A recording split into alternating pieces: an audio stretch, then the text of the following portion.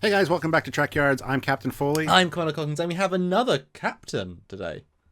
Well, numbered here, but he is from the United Kingdom, so we're both being outnumbered in different ways here. Yeah. That's right. We have Nick Cook with us, who is Captain Daniel Hunter from Starship Intrepid. So thank you for joining us. Thanks for having me. It's good to be here. So what was it like? You're the captain of the very first Intrepid class, and your sister ship is the most famous one of the two. I mean, you must be sibling rivalry there. Terrible. Yeah, yeah, we hate Janeway. No, actually, I love Janeway. Janeway's great. Janeway, I really like Janeway. She likes coffee. That's good. Anyone who likes coffee is good with me. Who can compete with Janeway? And she's an admiral now, so, who cares? And and besides, she gets lost. I mean, come on. She goes out on her first mission. She gets lost. Nick.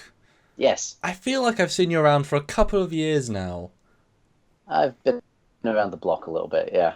I've got white hairs I didn't have a few years ago, so... So, Nick has been at the helm, basically, of Starship Intrepid for over 10 years now. So, just tell us a little about the fan film and how you got started in all this. Shocking naivety, really. I mean, I used to run the local Star Trek fan club that was here, and then this is going back a few years or so. So yeah, around about 2002-ish, 2003. And what we used to do is we would get videotapes from the States when there was new Star Trek on TV. Videotapes, I know. And we would have a club and we would get a projector and we'd play these and everyone could watch the latest episodes. Because in the UK at the time, it could be months and years before we got the latest episodes. And after a while, there were digital downloads available through various channels, which will not be spoken of because, it was the early 2000s and the late 90s anyway, and early 2000s. So, so Enterprise was kind of wrapping up and people were not coming as much because I guess they were downloading their own episodes. That's shocking and terrible. And why would people do that? But there were less people coming to the club and it was kind of split into two camps of people that left. The people would come and sit and watch Star Trek episodes on TV in silence and tell you to shush if you were talking. And there were those of us who would go along and just kind of socialize while Star Trek was on in the background. So and I was busy. I just started a new job and I just did not have time for it. So I thought, look, this is more work than I can be bothered with. I've got a new job. Numbers aren't there. It's time to wrap it up. But, there's a few of us that were good friends. We used to role play together, Star Trek, Star Wars, AD&D, stuff like that. And I thought, why don't we do something that'd be fun to get a Star Trek base? And we'll do an audio novel because I thought that'd be fun. And one of our members, Dylan Feeney, suggested, well, why not do a fan film? And I kind of thought, hadn't really thought about that. And I'd seen a couple at that time. I'd seen Hidden Frontier, which I kind of looked at it, didn't look back at it again. And then I'd seen Starship Exeter. I thought Starship Exeter was really good. The first one, Savage Empire. And actually off the back of Savage Empire, I'd gone back and watched more Hidden Frontier and got into Hidden Frontier as well. So kind of thought... So it sounds like you kind of dived deep into the fan film world and you got kind of hooked. Well, there wasn't a lot around at that time. Hidden Frontier and Starship Exeter were pretty much it. New Voyages was coming up at that time. I mean, that came out... They kicked off not that long after Starship Exeter, but Starship Exeter was out, Hidden Frontier was out, and then New Voyages really kind of kicked it into high gear as well. And so I thought, you know what, fan film, how hard can this be? Now, I cannot stress how, and anybody who's made a fan film or works in film or anything like that is going to tell you just how utterly naive that statement was. At the time, I thought, we'll make a fan film, Hidden Frontier churn out about 6 a year, we can make a film in a year. So I thought, right, I'll write it. We'll base some of our characters off characters we're playing in our roleplay, in our RPG. And I did that, and I kind of tried to tailor the script to the kind of delivery and what I thought the abilities of the people I had that would do it, because obviously they're all volunteers. And I wrote the script over probably a few months. And we did a little bit of test filming. In fact, I've still got a clip of that somewhere. In fact, I've got a few clips from test filming and stuff like that. Wrote the script, and we just kind of kicked in. We started filming. Steve Hammond, who was one of our members, he'd overheard the conversation with Dylan. He said, "Oh, I've got a camcorder. We thought, oh, fantastic. So he decided he was going to direct and he was going to edit it. And we were going to do it, most of it all green screen. So he would do the keying because he would figure out how to do that. I don't think he realized how much work he took on. But to be fair, he pretty much did all that work single-handedly. So we thought, okay, so we'll start filming. So what we did, my wife and I just bought a flat together, so we had a spare room. We didn't have a child at that point, so that we'll turn our spare room into a little green screen studio. That's what Rob Caves does with Hidden Frontier. Commitment. Early on commitment, I love it. Absolutely. And we'll build some, some wall flats and some little set pieces and stuff like that so we can do digital set extension. And we did do a little bit of that with mixed results, but, we did some of that. Anyway, so we started filming. And I kept rewriting the script as we went because I was like, oh, this is a better idea. Oh, no, this would work better. Particularly, Steve and I didn't work in the same place, but we'd often get the same bus and worked kind of near each other. So we'd run into each other on the bus. And Steve tells the story, and it's like he remembers one day sitting on the bus, and I was sitting on the bus, and he got in. So I said, I've had a great idea. I'm going to add some exterior scenes. It'll look great. I think that added probably about a year to the production. Oh, wow. Because basically we thought, we're in Scotland, there's a 50% chance of rain on any given day in Scotland, even in the middle of summer when there's blue skies, okay. So there's a place called Glendall, which is about an hour's drive from Dundee where I live. And it's a very beautiful, very picturesque place. And I thought, look, we should film up there because it would look great. And it does look great. And we shot several scenes up there, if you've seen the first episode. And the exterior stuff, it's small, low resolution video, but exterior stuff looks good for what it is. Okay. Shot on a cheap camcorder. Well, it wasn't cheap at the time, but comparatively cheap camcorder at low resolution, with a bunch of amateurs who had no idea what they were doing. But we were keen and we had tried to learn. We tried to frame things and that, well, Steve did because, he had a good eye for that kind of thing. So there were several scenes up there. One of the scenes that we shot up there, we shot 3 different times. Another scene, I think we shot 2 or 3 times. There was a lot of reshoots. We would film it, we'd look at it and go, I think we should reshoot that. And often, it would rain, stuff like that. Things like, there's this long shot for the beam-in that we did onto the planet's surface. And we were trying to get that just before this massive thunderstorm came in. So we've got Steve up this hill, about a good couple of 100 meters, 200 meters away from us, higher up, with a metal tripod and a camera. And, we could see we could hear the thunder and see lightning in the distance coming. It was getting a little bit going, we should maybe get out of here. But we got the shot and we got out of there and it was good fun. And I want to ask, so I'm looking at your YouTube page and there's a lot of videos before because of the first sort of full episode. So what was the very first filmed piece then? What was the first episode short, or was it literally the first sort of 40-minute episode? We were stupidly ambitious. We basically decided we were going to do an episode length thing. So it was 40 odd minutes long, if I remember rightly. Something Heavy like Lies that. the Crown? Heavy Lies the Crown. And 47 minutes. 47 minutes. And it took us, we started work on that in 2003. I think we finished filming it sometime in 2015, and 2015? Sorry, 2005. And I don't think we released it until 2007, if I remember rightly.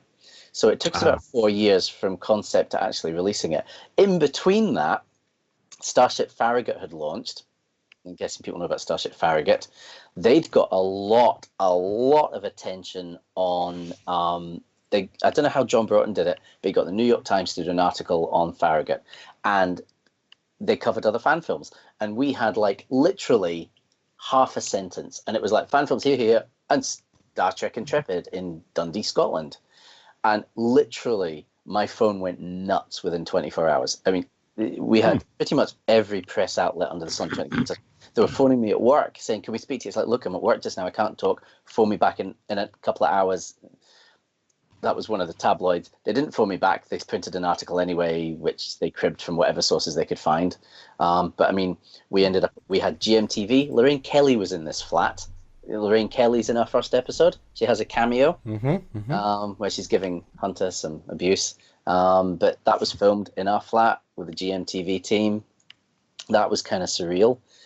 We did CNN. We did ZDF, which is German channel. They were brilliant. They were really, really nice. I think I've got quite a few of these clips saved somewhere. Anyway, but it was nuts. We had coverage in most of the major newspapers, Scotsman, Guardian, most of the tabloids. And this is before we'd actually released the episode. This is before we'd even released anything. We had some short clips out and stuff like that, and a trailer at that point. But Wow. yeah, this was before we released the episode. But we were just in a lucky place at that time because, Star Trek fan films, this is big news, this is big news. And all the British outlets were going, well, what have we got? What can we do to glom onto this? It's like the only thing they could find in the UK at the time was us. So they just jumped on us. And, I remember Sky News was asking us to do an exclusive, and we said no because we'd always spoken to GMTV at that point. So the Sky News didn't cover us at the time. But it was crazy. But, I mean, they were looking for... They really went out of their way. I mean, GMTV put a lot of effort into doing a piece with us. Might not have been the best experience ever for us. Lorraine Kelly was lovely. Fair enough. Lorraine Kelly was lovely anyway. Don't need to go any further on that. So that sounds like a hell of a whirlwind. It was crazy. And like I say, we hadn't even made a film. We had no idea what we were doing at this point. We were just kind of... Steve was probably the most organized out of all of us. I mean, I was just randomly, rewrite the scene and blah, we'll do that and we'll do this. And Steve was like, but I mean, he bought at the time, what was the software? Oh, God. I can't remember it, but it was keying software that he bought, and I can't remember the name of it for the life of me. It doesn't even exist anymore. And he used that to key all of the scenes, all the green screen. He did the keying. Jeff Hayes, who's a graphic designer and a police chief in Texas, he built some of our virtual sets for us. He did a lot of stuff for Hidden Frontier as well. Lovely guy. In fact, I think he's done the posters recently for Space Command. I don't think he did for Renegades, but I'm not sure about that. But he's done a lot of poster art for people. A lot of our early poster art, which is really, really gorgeous stuff, that was Jeff. I mean, some of our posters, really, really beautiful works of art, which, considering the level of work we were doing, is impressive that we had such beautiful artwork. Well, you got some fantastic costumes and sets and things. At what point did you realize that you were kind of, I guess, ahead of the curve as far as fan films go? Because you look at your stuff and it's pretty fantastic, if I'm honest. I mean, even the very first episode, it's a full episode, a narrative, a good narrative that flows. Editing's pretty good. The VFX are there. A lot of other fan films, even now, are like, that's not even visual effects. You know what I mean? You have all the elements just in a sort of 2007 low budget capacity, but it was all sort of there. Did you know you were doing it that good? I don't think we ever really thought about it in those terms. I mean, I think we basically went out to just produce the best thing we could with the abilities we had and the resources we had. Yeah. I think we benefited from the fact that we took time to do it. We didn't try and rush it out. I would like to have done it quicker, but I don't think that was practical for what we could have done, or what we were doing. I think we were just lucky, and sometimes some of it just came together through sheer luck. That is often the way. Absolutely, but I don't think we ever really thought of it from being ahead of the curve. I was always proud of the costumes because I did pretty much all the costumes myself. So I was happy with that, but I'd been doing costumes for years at that point, so that was kind of second nature to me. Yeah, that was it. I mean, we never really thought of it that way. Wow. Well, it still holds up, you know. Before we did Convergence together, I did go back and watch your entire catalogue from start to finish to get the narrative flow, because I had to understand your character and where we could fit in the journey. And it's like, this is good. I mean, don't get me wrong, I'm very proud of that first film. I think for what we did and what we achieved, you know, it holds up for what it is. It's a good example of what it is. It's not, you know, the shining example of filmmaking or anything, but for what it is from a bunch of fans that didn't have a clue, I think it holds up pretty well. There's so many things I would change about the story if I was doing it again, but, you know, I've learned a lot as a writer since then, so that makes me look back at it and go, oh, what were you thinking? And as a filmmaker, which I'm not going to call myself a filmmaker, but I've learned a lot in that regard that I think, yeah, that was not the brightest move. But, I mean, if I was starting from scratch now, the advice I would give people starting from scratch is start with something smaller. Be ambitious, but don't be too ambitious. Try and keep your story simple and to the point, and don't try and make big arcs and write, you know, a 12-story arc or anything like that from day one. Start with a simple, small story, introduce your characters, tell something small and personal. It could be 40 minutes long if you want, but tell something that's small and personal. See, that's why I think yours still stands up, because you were telling an arc.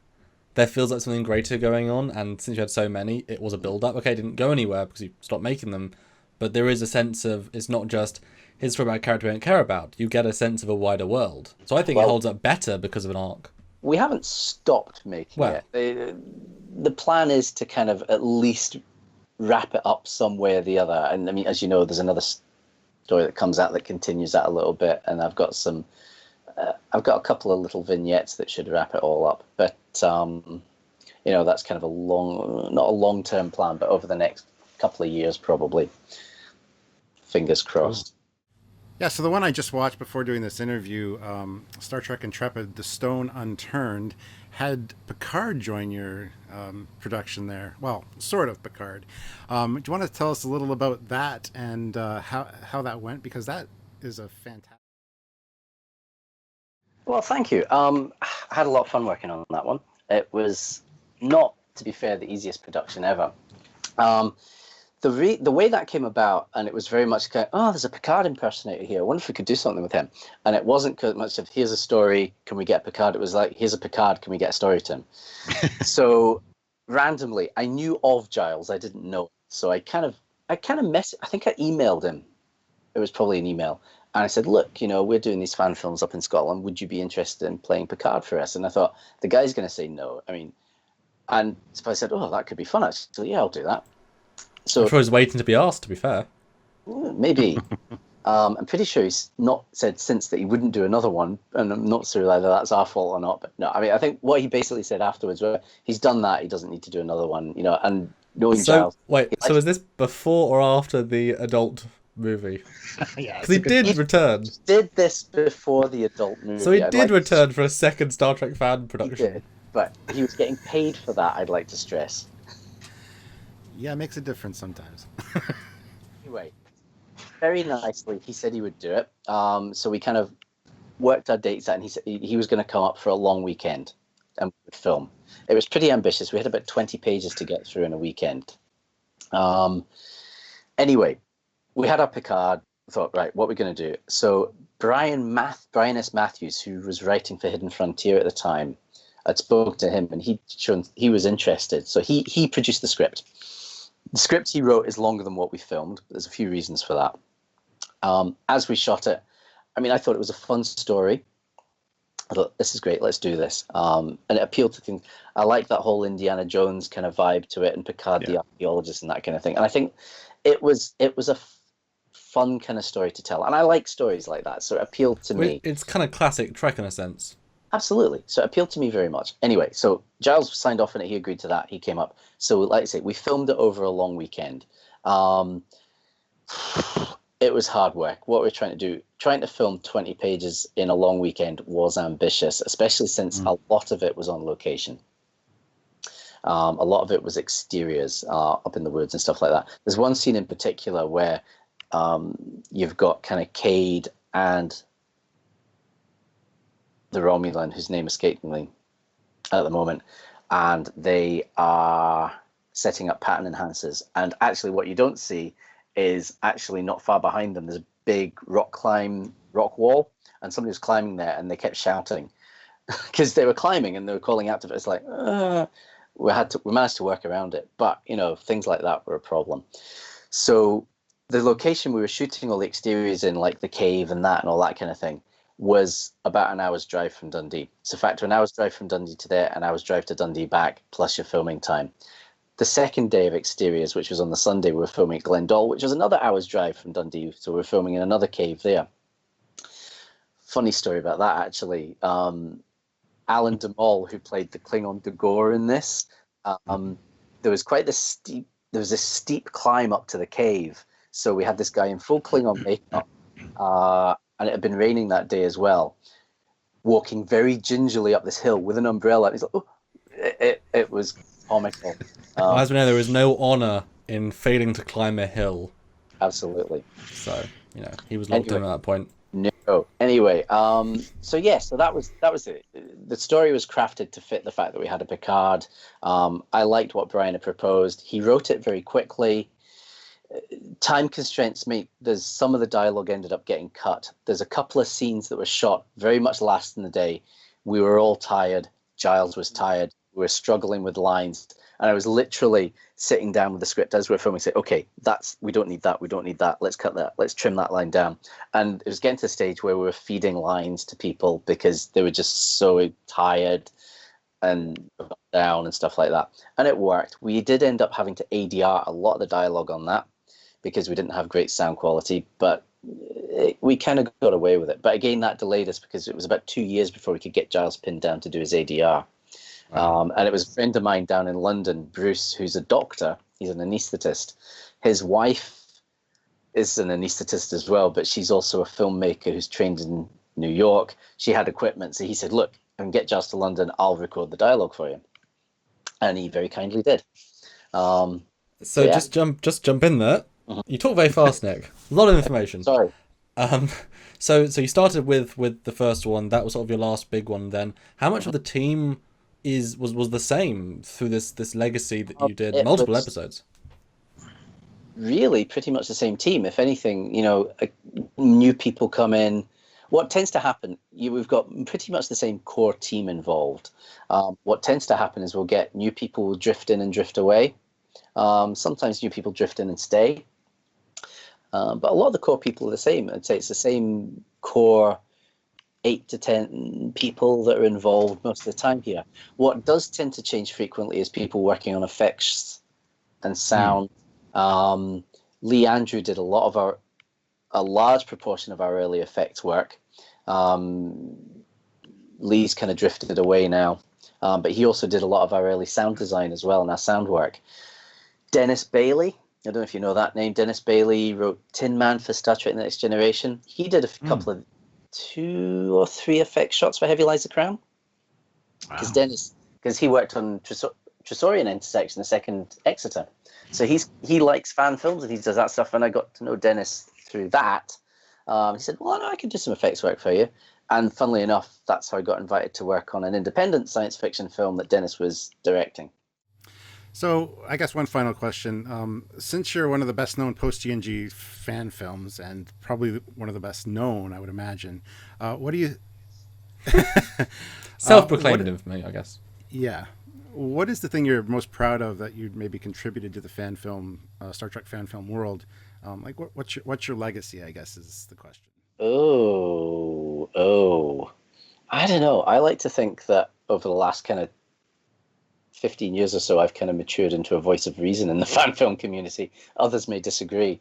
I like that we've managed to introduce some characters that were a bit less the usual cookie cutter Star Trek characters, but then lots of people are doing that kind of thing now. But I think we were one of the first to kind of buck the trend a little bit. And I like the fact that there are people out there that still like what we produce. I'm very proud of the fact that we had the first fan film Picard. I think that's a cool thing to have. And I like that we were one of the original guard of the digital kind of fan film producers. We're not the original originals, but we were kind of that second wave. First wave was kind of Hidden Frontier, Exeter, kind of New Voyages. And we were kind of almost in that kind of firsty, secondy wave. I guess you'd say we were the second wave. The other thing I'm really proud of is we did do the first full crossover with Hidden Frontier, and we did it twice, and we proved it could be done, because not only they filmed a cameo of one of their characters for us, one of our actors who was with us at the time but didn't stay with us, he filmed a cameo with them, and then we literally planned to do a short film together as a team up, and we flew out to LA, we shot that short film, and it's fun. It's a fun little film. And then we did it again the next year, but we did a long, I think it's an hour and a quarter film, something like that. And it was crazy. And we were there for, I'm trying to remember how many days we filmed over. Might have been 5 or 6 that we filmed our stuff. But it was a lot of pages. It was a lot of pages, and it was ambitious. And I think again, Rob Case, I've got a lot of respect for what Rob Case did, because he produced a lot of content over time. I mean, he was producing at least 6 episodes a year, and then he went on to do 2 other series. He was very clever. He was live keying. He wasn't keying in post. He was live keying. But you see, obviously, when he started, the keying was very rough, but you saw it progressively got better as they replaced their equipment. They got better at lighting and technique and that kind of thing. And you see the progression, and their final series were, I think, pretty good, and good examples of fan films. Speaking of ambitious and good examples of fan films, we've got another And crossover. crossovers. Yes. Funny that. All came together, which is our next interview with Nick will be about. Will you tell us what it's about, Nick? A Convergence, a Star Trek fan film. Ambitious crossover between 4, 5... 4.5. 4.5. 5, 4.5 different fan films.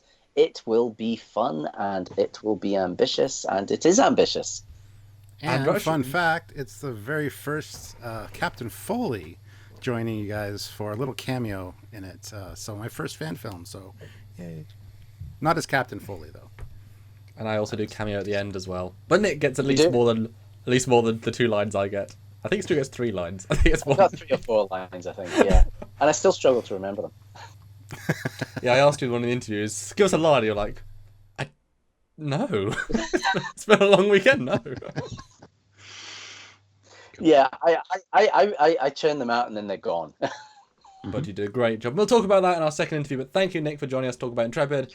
I mean, I'd love at some point to maybe, like Vic Mignogna, go down and maybe break down some episodes, talk about the headaches, the good things, and like bring back some cool memories. There were lots of headaches. Well, There take some always are. ibuprofen before the interview, and then you won't get those headaches again. Yeah. Cool. So, guys, thank you very much, Nick, for joining us. Hope you guys enjoyed this. If you did, let us know by clicking the like button. Also, subscribe. Check out Star Trek Intrepid and The check out series, some of Nick's work. all Yes. of them. It's a It's- good binge watch. Seriously. It's fantastic. It's worth checking out for sure. And we look forward to talking to you again soon, Nick. So everybody out there, subscribe to the channel. Do all that normal stuff that you do. Share it around. And be sure to join the Trekyards Facebook group as well. So until next time, I'm Commander Coggins. I'm Captain Foley. And I'm Nick Cook. And we'll see you soon. Bye, guys. Bye, guys. Bye.